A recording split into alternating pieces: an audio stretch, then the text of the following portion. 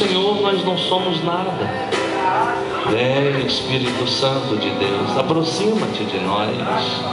Somos carentes da tua presença. Oh, precisamos do teu amor. Levanta as suas mãos. Diga: Senhor Jesus, eu preciso da tua presença. Aplauda do Senhor Jesus. Maravilha. Graças a Deus. Aperte essa mão cheia de dedo do seu vizinho e diga para ele: como foi o seu domingo, irmão? Se ele falar que foi ruim, você aperta de novo, tá? Quem teve um domingo abençoado, levanta-se as mãos.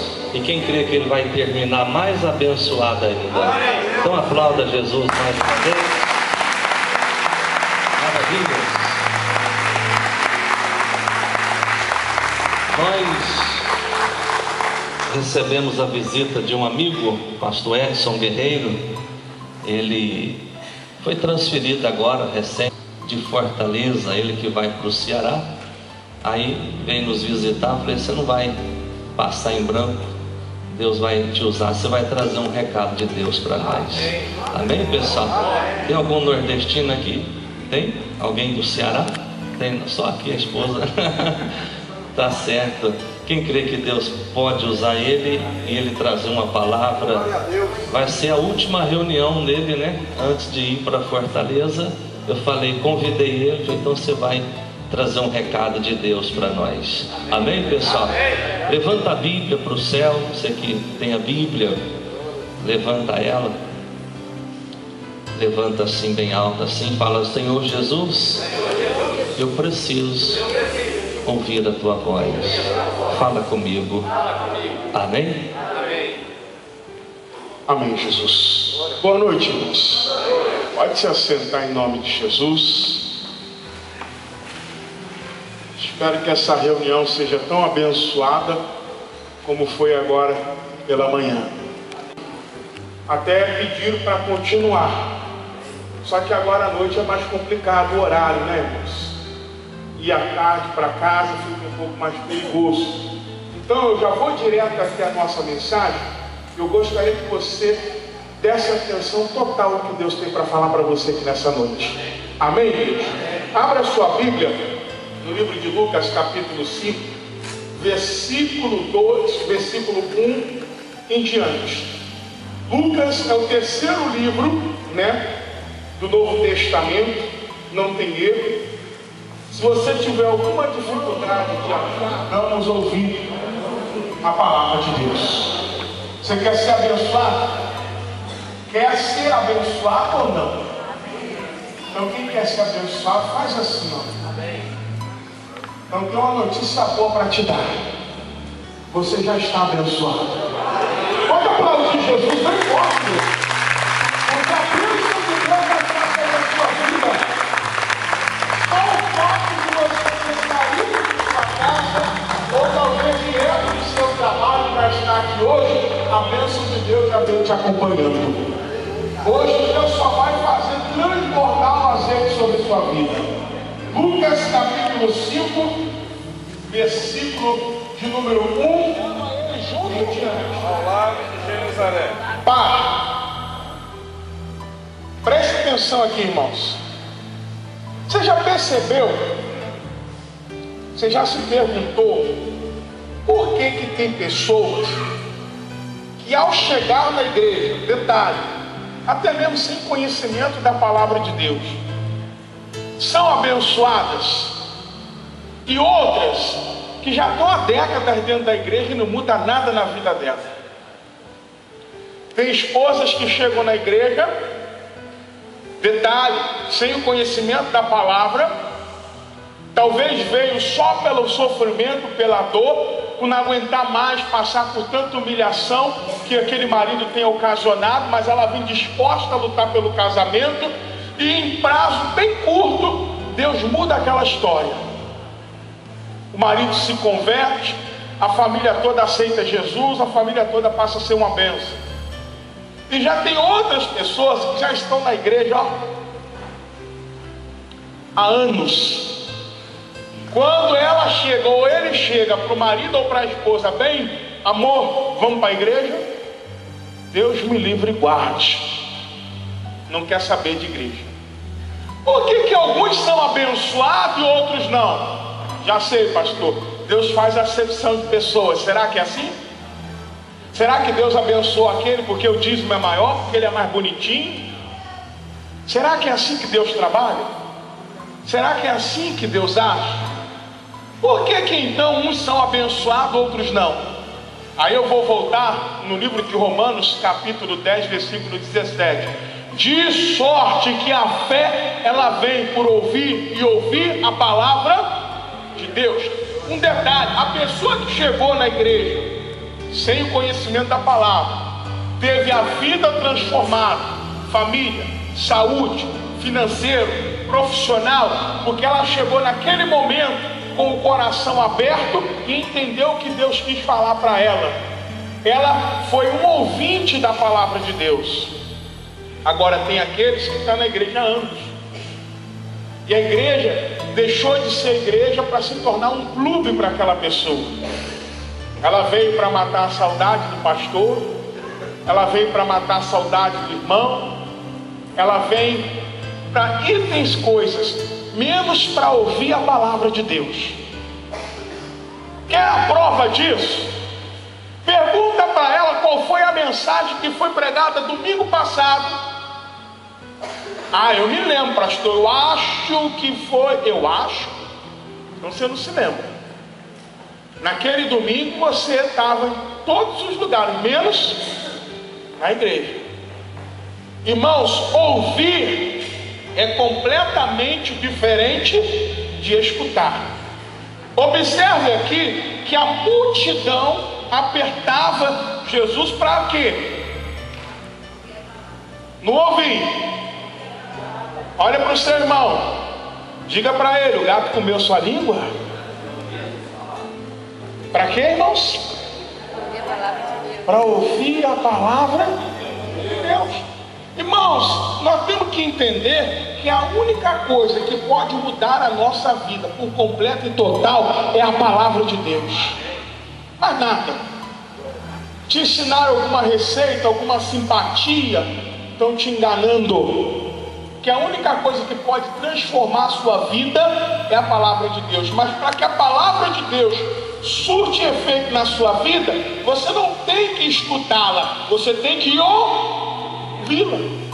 E a multidão estava ali, e no meio daquela multidão havia pessoas que estavam desesperadas, haviam pessoas enfermas, havia pessoas com problemas financeiros, havia pessoas com problemas piores do que o seu, havia pessoas que estavam sofrendo mais do que você, e eles estavam ali para ouvir o que? A palavra de Deus, porque eles entenderam que a única coisa que podia mudar a história da vida deles era o que? A palavra de Deus. Versículo 2 diz assim, e viu estar 2 barcos juntos à praia do lago, e os pescadores, havendo descido deles, estavam lavando suas redes. Então observa aqui que a gente vai encontrar aqui agora nesse texto, junto com o primeiro, 2 grupos de pessoas. A primeira é aquela que estava ouvindo, apertando a multidão para ouvir a palavra de Deus. E a segunda, que infelizmente não estava fazendo a mesma coisa. Em vez de estar ali junto com a multidão para ouvir a palavra de Deus, estava lavando as redes. Estavam ali limpando as redes. Irmãos, tem muitos irmãos que estão na igreja e infelizmente fazem parte desse segundo grupo. Em vez de estar ali apertando para ouvir a palavra de Deus, está lavando a rede. Em outras palavras, se conformaram com o fracasso, aceitaram o fracasso na sua vida e não fazem nada para mudar a situação. O segundo grupo, olha quem pertencia a ele: Pedro, João, Tiago, homens que futuramente vieram se tornar discípulos. vieram se tornar mestres até. Estavam ali no grupo daqueles que estavam apenas escutando. E o detalhe, a vida deles não estava 1001 maravilhas não. Estava um fracasso total. Você imagine, tem algum empresário aqui nessa noite? Tem algum empresário? Levanta a mão. Algum vendedor, algum comerciante? Tem? Aí eu pergunto para você que levantou a mão, já imaginou lá na sua empresa, no seu comércio, nas suas vendas, você passa o dia inteiro, você levanta às 6 horas da manhã, vai para a rua batalhar, abre lá a porta da sua empresa, das 7 horas da noite você está fechando a empresa, você vai fazer o balanço lá da sua empresa e o saldo negativo, você não vendeu nada no dia. É doído. É ou não é doído? Imagine então uma semana sem vender nada. Duvido que não passa pela cabeça daquele empresário. Meu Deus, será que eu vou ter que dar falência? Eu acho que eu vou ter que mandar alguém embora, hein? Que a coisa está preta. É ou não é verdade? E o Pedro, ele tinha a profissão dele como pescador. Ele vivia da pesca. Se ele pescasse, era dia de fartura. Se ele não pescasse, coitado dele. E o Pedro passou a noite toda e nada havia apanhado. O Pedro, quando ancorou o barco dele ali na areia, ele foi diretamente lavar suas redes. Será que Pedro não viu aquela multidão que estava ali aglomerando para ouvir a palavra de Deus? Será que ele não tinha visto? Será que Pedro era cego? Será que não despertou uma curiosidade em Pedro para ver o que estava acontecendo? Será que não foi ninguém até Pedro e disse: olha, é Jesus que está ali pregando a palavra, por isso que está a multidão ali? Será que isso não aconteceu com Pedro? Aconteceu. Mas sabe o que Pedro fez? Fez ouvido de mercador. Não tem mais o que fazer. Aí passei a noite toda, não pesquei nada. Tinha que cuidar da minha vida. E a vida dele estava como? Cabeça para baixo. Não havia pescado nada. Estava no zero, estava no prejuízo. E se ele quisesse uma mudança, uma transformação, ele não poderia aceitar aquilo. Ele não poderia se conformar com aquilo. E a atitude de Pedro demonstra que ele estava conformado com aquilo. Tanto é que ele já estava fazendo o que? Lavando a rede. E tem tanta gente assim, irmãos. Uma irmã me procurou: pastor, ora pelo meu marido, porque eu não aguento mais aquele homem, eu não quero saber mais daquele homem. Sabe de uma coisa? Está nas mãos de Deus. Nas mãos de Deus nada, ela colocou, foi na mão do capeta. Se fosse na mão de Deus, ela estava lutando, não tinha desistido dele. É ou não é verdade? Tem muito crente que usa essa expressão: está na mão de Deus. Está na mão de Deus nada, o problema é teu, é você que tem que se virar. Deus só vai te dar vitória se você se levantar e se erguer, irmão. Está pensando que Deus é seu empregado, seu patrão, que Ele vai chegar e de bandeja está aquilo que você precisava. Josué estava lá, lamentando a morte de Moisés. Esforça-te e tem bom. Mas tem gente que não quer se esforçar não. Tem gente que não faz por onde merecer a bênção que ela tem. E Pedro estava lá lavando rede. Aí tem gente que está: já coloquei meu filho, meu marido, minha esposa na mão de Deus. Não, você tem que lutar, você tem que batalhar por ele. Estava ali Pedro conformado com a situação. Tem esposa que já está conformada em ter perdido o marido para amante. Tem patrão que já está conformado em todo mês fechar o seu caixa no zero. Tem patrão que já está conformado, todo mês tem que demitir um para poder suprir, tapar um buraco. Tem pessoa que já está conformado com câncer, com a AIDS, conformado com a miséria. Tem pessoa que já está conformado, um dia tem para comer, o outro não. Ou seja, ela aceitou a situação. Ela não está fazendo por onde mudar a história. Ela agora está lavando. E olha a lição que Jesus deu. Depois de ter pregado no barco, voltou do barco, chegou para Pedro: Pedro, lançai a rede. E Pedro olhou para Jesus, deve ter regalado os olhos: Senhor, passei a noite toda e nada apanhei, mas sobre a tua palavra eu vou. E Pedro fez a melhor pesca da vida dele.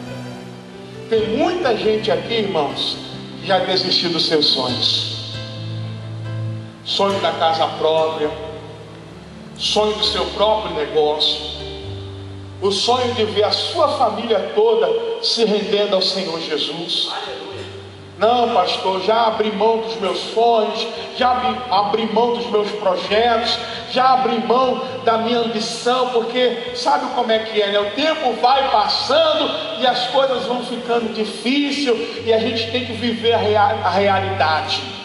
Eu nunca vou viver a realidade desse mundo, eu vou viver a realidade dos céus. E lá no céu diz que tudo é possível para aquele que crê. Tudo! Não existe nada que você não possa conquistar, que você não seja capaz. Então entenda, irmão, nunca desista, nunca abra mão dos seus sonhos. Você pode, você é capaz, você pode conseguir sim. Ainda que alguém diga que você não é capaz, que você não pode. Irmãos, isso aqui é mentiroso, é verdadeiro. E aqui diz que tudo é possível aquele que crê. Você crê?